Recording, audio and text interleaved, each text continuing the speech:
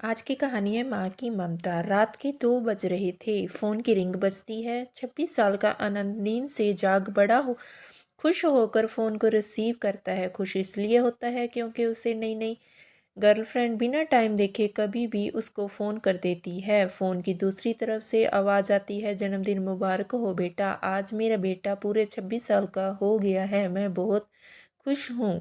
माँ की आवाज़ सुनते ही आनंद के चेहरे के एक्सप्रेशन बदल जाते हैं। वो गुस्से में बोलता हूँ है, माँ तुझे समझ नहीं आता क्या? इतनी सी बात के लिए मेरी नींद खराब कर दी। ये बात तो तू मुझे सुबह ही बोल सकती थी। इतना कहकर वह फ़ोन काट देता है। थोड़ी देर बाद फिर से फ़ोन की रिंग बजती है। आनंद फिर से फ़ोन उठाता है और इस बार फ़ोन पर पापा होते हैं। आनंद इस बार आराम से बात करता है।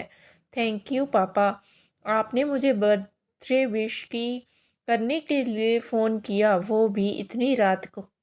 पापा कहते हैं, नहीं बेटा, मैं तुम्हें मुबारकबाद देने के लिए नहीं बल्कि ये बताने के लिए फ़ोन किया है कि तुम्हारी माँ बिल्कुल पागल है। वो इतनी पागल है कि पिछले 1 महीने से मुझे हर दिन तेरा बर्थडे याद दिलाते आ रही है।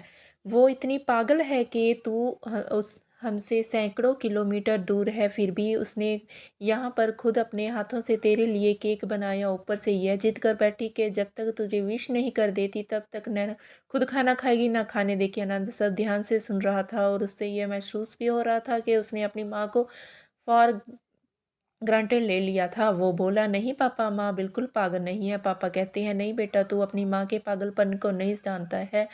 जानता हूँ। वह तो 26 साल पहले ही पागल हो गई थी जब डॉक्टर ने उसे कहा था कि यह बच्चे को बचा सकते हैं या आपको। उसने बिना 1 सेकंड किए इस बच्चे को बचाने का फैसला लिया और मुझे भी कसम दे के रखे फार्म साइन करने के लिए कर गया, जिस पर लिखा था ज़िंदगी इस ऑपरेशन के खतरे में है और उसे कुछ होता है तो इसके ज़िम्मेवार डॉक्टर नहीं होंगे। अब तू ही बता बेटा, तुझे देखे तो औरत तेरे लिए मरने को तैयार हो जाए, उसे हम पागल नहीं कहेंगे तो क्या कहेंगे? इतना कहकर पापा ने भी फ़ोन रख दिया। आनंद ने भी यह महसूस किया कि वह जो कर रहा था वो भूल नहीं, गुनाह था। हाँ, एक बार फिर किसी इंसान को दुख तो कोई बात नहीं, लेकिन भगवान को दुख देना गुनाह ही होता है। माँ भगवान से कम नहीं होती। पश्चाताप के आंसू उसकी आंखों से बह निकले। सवेरा होते ही आनंद अपने घर की ओर रवाना हो गया। अपने माँ बाप के से माफ़ी मांगने के लिए घर पहुँचते ही उसने पहले माँ से माफ़ी मांगी, जिसने उसे गले से लगा लिया। फिर वह अपने पापा को से माफ़ी मांगने लगा। पापा ने कहा, कोई बात नहीं बेटा, जा तू वापस चला जा। तेरी माँ हमेशा कहती है कि तू उसे बुढ़ापे में संभालेगा, लेकिन मैं उसे समझा दूंगा। जैसे आज तक मैं उसे संभालते आया हूँ वैसे ही आगे भी संभाल उसका ख्याल रखूंगा। उसे भी यह समझ लेना चाहिए, जो बेटा उसके लिए एक फ़ोन करने से परेशान हो जाए वह उसे उम्र भर क्या संभालेगा। बाप की ऐसी कड़वी बातें सुन आनंद की आंखें बहने लगी। वो सर झुकाए अपने बाप के सामने चुपचाप खड़ा रहा।